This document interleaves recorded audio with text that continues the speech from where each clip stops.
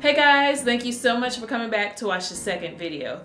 First, let me thank you also for watching the first one and giving me your feedback. I just feel so overwhelmed with the positive feedback that I've gotten in the conversations that video has started amongst me and my friends. I know the outreach so far has just been friends and family and associates, but I don't know, it just really encouraged me to want to keep going and making these videos. So even if it is just for friends, family, and associates, thank you. Today I want to talk about something I know we all do. I know I'm definitely guilty of it. Comparing ourselves to other people on social media. I know I do this a lot with associates and people that I already know, but I'll find myself just scrolling through their pages, admiring qualities about them that I feel I don't have. Here I am, once again scrolling through Instagram and comparing myself to someone I know. He is always working on something. Oh, and look, he just won an award. Look at that. Is this who he really is? Is this him 24/7? I really wish I could be like that. When you actually know the people you're comparing yourself to, why don't we just ask them about themselves? Why don't we just ask them how they do it? How is that any different than this cheesy analogy? Nothing. What? I like those. Where did you get them? Girl, these? Shoe Carnival. Buy one, get one half off. And that is basically what I did. I reached out and asked one of the hardest working people I know to come sit and talk to me so I could figure out where he got that from. What is he doing to keep himself so disciplined and motivated? And what is he doing that I can be implementing for myself so that I could be more like him? Terayle Hill is one of the hardest working people I know.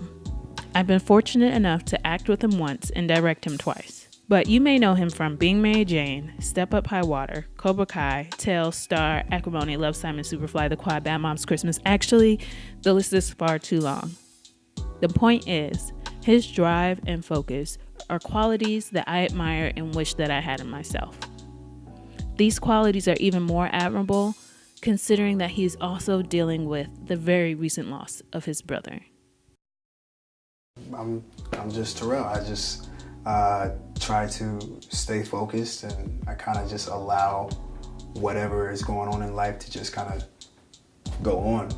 If I feel moved to act, I act. If I feel moved to direct, I direct. If I feel the mood to do anything, I just go all in, no matter whatever that interest might be in that moment.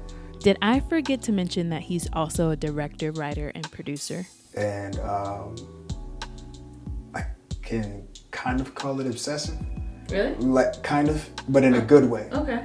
Like, when it comes to acting, I have very specific goals, and I'm willing to do anything I can to get to those goals. Okay. That's exactly why I brought you here. Oh, word. Because in my eyes, you're one of the most disciplined people I know. What is like one of the first things you think when you're like, I have a goal and I need to achieve it? Like, what steps do you take to get there? I've been fortunate enough to have just a couple examples that have kind of laid the groundwork since I was a kid with hard work, and that's my older brother, rest in peace. He was one of the hardest workers I've ever come into contact with, and his work ethic is unparalleled, and I got to live with him in the same room and watch it. That's something none of my other relatives can say, and he's passed, but I know if he was here and he was willing and he was able, he'd be going for it every single day too. Yeah. So when I wake up and think about the idea that I'm here, I'm able, I have ideas. If he had them ideas, they would have already been accomplished. Even moving on to the next. So if I have the luxury to be alive and try, then that's what I need to do. That's what he'd want me to do. That's what he'd be doing. So I kind of don't have an excuse not to. Right. I might have to back up because I have no idea when the camera cut. Let's address the lighting change though. Just a heads up, you are witnessing a serious learning curve here. This is my first interview. There were tons of technical issues. We got off topic a lot, but I'll try to keep the edit brief and highlight the key moments of the conversation. You see the blue gels on the pink? Yeah. It's like cotton candy. Yeah. When I lost the motivation, it was like, what do I do now? Like, how do I get back on that track? I liked where I was headed. You know what? So how do I get that motivation again? I'm not gonna lie to you. That's what I'm. This may sound very hypocritical and contrary to everything I said, but trust me, it's not. Life is a day-by-day process. Life is a day-by-day process. Today, I had a half a pound of fruit after my 3-hour workout this morning. Shortly after that, I had blue corn tortilla chips, some healthy beans, and some greens. Got some more fruit at Publix up the street from my trainer's house because I had 20 minutes to kill. If I decide to leave here and go do something else, all right, don't do it again tomorrow. If I go straight home, today I get an A+. You gotta let yourself be human, because a lot of being a human, a lot of decision making and being able to process is being happy and content with the idea that you made a decision. I need to find the middle ground between what you're saying there and the beating myself up part, because before I even moved into this house and I had just quit that job, and I remember telling you I quit, and you were like telling me, okay, keep working for yourself, even though you're not working there anymore. Still make sure you're working for yourself, right? And I tried. I was like doing the Uber thing, and I didn't even realize like so many bad habits I was doing. I would see them and be like, oh, it's okay. Like, don't beat yourself up. I got so used to letting myself get away with it, and like that it just kept happening. So you need to find a middle ground. Yeah. So it's either, oh crap, like why the I do what I said I was going to do, or it's it's okay, in polarizing ways. Well, let's segue only to make a bigger point for this. How do you feel your mental health is? I've battled with my mental health for quite some time. I have a pretty moderate case of anxiety. When it gets bad, it gets really bad, but that's only about very specific things. And of course, I've been clinically depressed. My decision making, my ability to process information, and my ability to justify things have all been relatively skewed in times where I'm not in tip-top mental health shape. I know you mentioned counseling and therapy and things of that nature, but there are things that you can do when you're not actually with a counselor or therapist that you can do here that are therapeutic. I've never been diagnosed with anything, but I'm not saying that there's nothing wrong with me. It's just that nothing's been diagnosed. My friend, great friend, Willis Cooks, he's also doing Chill Will Radio and Buried Stories. It's a podcast, and it's an amazing. I did an episode, and I'm real honest about things like suicide and things like that. I've been through a lot. Willis told me something that I feel like you need to hear. Mental illness and mental health are two different things. Certain people deal with mental illness, but everybody deals with mental health. And you don't have to be diagnosed to be aware of whether or not you feel well. It's so important to know where you're at when you're at peace, so that when you're not at peace and you're present in the idea that you're not in peace, you can do something about it without justifying it or without saying, oh, it's just this, oh, it's just that. Yeah. It may not just be that. In fact, it might be a lot worse, or something that's small that grows into a metaphoric cancer in your mental that makes it very difficult to make decisions. For me, music has always been therapeutic. Music doesn't take me away from my element. I listen to artists that make me smile. Okay. Yeah, in the morning. Who's making you smile now? August Green, which is Common's rap group. I listen to the internet. I listen to jazz. I listen to Tupac more than everybody. You walk around that house feeling like I'm giving a concert. Like, and that's in the morning, or? Nigga, tell me, baby, are you lonely? I be walking around. I swear I be walking around. I know every Tupac lyric. So that's in the morning. Yeah, Okay. Yeah, in the morning and at night. Like, actually, throughout the day, music is playing a lot of times. See, this is hard, because I feel like you're just one of those people who just like on it all the time. So do you have a day where you're not on it and you have to talk yourself into doing what you're supposed to be doing? Not on it, yes. And doubt, yes. Okay. It just depends on what we're talking about. Well, anyway. I'll get discouraged about things that I have control over, but I'll doubt things that I don't have control over. So when you have this, you get discouraged over the stuff that you have control over, what does that mean? Like, for example, man, I've been working out so hard, but I just haven't seen it change. And this, or my max hasn't gone up, or I'm still not slipping to the left when he punched me in the am I? Or like, or I don't have the body I want, or man, I don't think this audition is gonna be what I thought it was gonna be. I thought it was gonna, whatever the case. Or like today, I thought I did a good job, but I also slipped up twice and said like the wrong line and was very critical of myself when I left. Those are things I have control over. So I'm like, I probably won't get it, and if I don't, it's because I did. That's doubt. I mean, that's me being discouraged by my own controls. But doubt would be like, I killed that audition. I know I did. A couple days go by. Damn, I ain't heard nothing back. That's not up to me anyway. You throw yourself a little pity party for all of 30 seconds to 2 minutes, depending on how bad it is, and then you remember, oh, I still got stuff to do today. Okay. And then you remember, like, me dwelling on this is only going to slow me down from getting this done.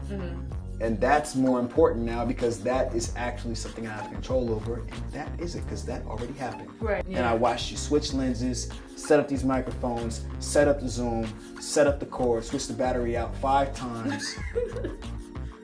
So I want to hear no more bullshit about how you're not capable.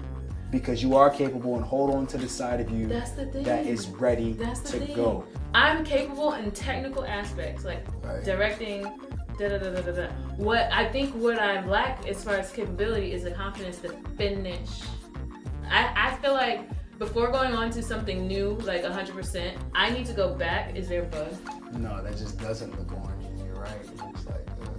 Anywho, what was we saying? You're gonna hate cutting this joint together. I know it's gonna be hard, but I'm gonna get used to it. You were saying that I need to finish. I feel like a part of me, and this could just be another excuse with my new ideas. It is. Kind of sad though. Absolutely. Okay. It is. Part of me thinks that I need to finish my old stuff. Nope. No? You need to finish whatever you are moved to finish in that moment. Okay. Because I kind of just felt like it was this mental roadblock, like, because I'm just now recently learning that I'm not a finisher. So and part of me is like, well, now that I know this, I have to go back and finish stuff. Check this out. Nope. I recently got back into poetry, and it's happier than I've ever been. I showed some of it to my stepbrother earlier today, and he said, this is the best stuff I've ever heard. And I said, what about when I was in high school and early college? How did you feel about that stuff? He said, it was just as good as this, but you've been through something now. Back then, you weren't going through the same thing. So it's not just about sounding good and being good at what you do and having a good flow or a good rhythm to yourself. It's about having something to say. And now that you've been through things, you have something to say. So as a writer, if something is on your heart, you say what's on your heart. Right. And if the old stuff is not on your heart, you don't need to go back and write that right now. One day it will be back on your heart. You can go back and dust it off and revise it. But until then, you let the story that must be told in that moment. That makes sense. That does take the pressure off a little bit because I have like footage from stuff that I started filming and I just that's great. Never finished. It can be way better now because now you have access to better equipment. True. No. So I interviewed Terayle right before I started week 1 of this whole journey, right? And to be completely honest, I am sort of proud of myself about how week 1 went. I'm not gonna lie, week 2 I barely recorded anything, so I probably won't be doing a week 2 video, but I'm actually pretty satisfied with how week 1 went. I found a meal that I wanted to try on Pinterest. It was a sweet potato chili. I know it sounds weird. It was a sweet potato turkey chili, more specifically, and it was really good. I made a mistake, but it actually ended up being really good. Oh, fuck. Where's the thing for this? Yo, I might have messed up. And then I went to the gym. My struggle with the gym, because I was studying for my NASM certificate, I was trying to figure out how to record myself at the gym. I'm not bold enough as some people I know who can just like ask someone, hey, can you record this for me? Yeah, there are people that are that bold and I'm just not. So I was like always sort of embarrassed to try to set my phone up somewhere.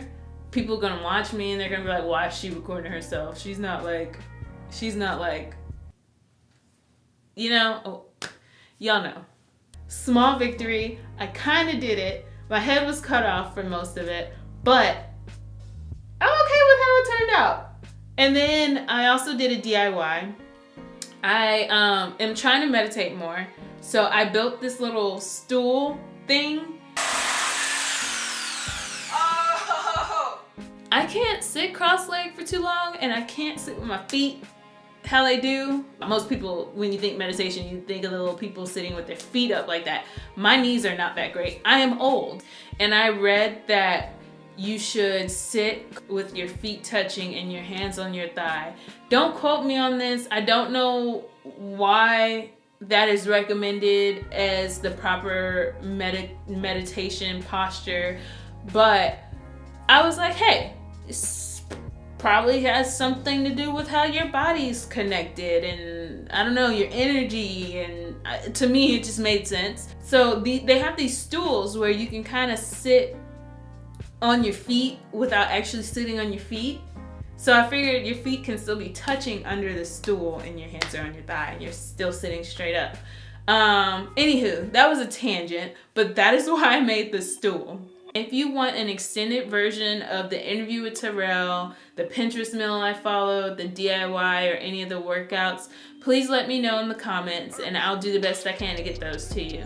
Now, I'm still not sure exactly what the format is going to be here, but I'm thinking that I'll try to do a video every other week, and that way I can put 2 weeks together and give them to you that way. Now, just gonna let you know, week 2 went downhill. There will be downhill weeks because I'm not perfect and I'm still working on myself. And I will just do the best that I can to be honest about that. I know that I've already taken a couple cell phone videos of days where I was just like, I'm sitting on the couch. And for sometimes it's a good reason. Like I didn't get off until 8 in the morning. So yeah, I will try to be as transparent in this journey as I can. So just bear with me if these are not consistent. What I'm thinking so far is that these videos will come out every other Monday so that I can try to put 2 weeks of stuff together for one video. So that is it for this video. Thank you so much for watching, and I'll be back in 2 weeks.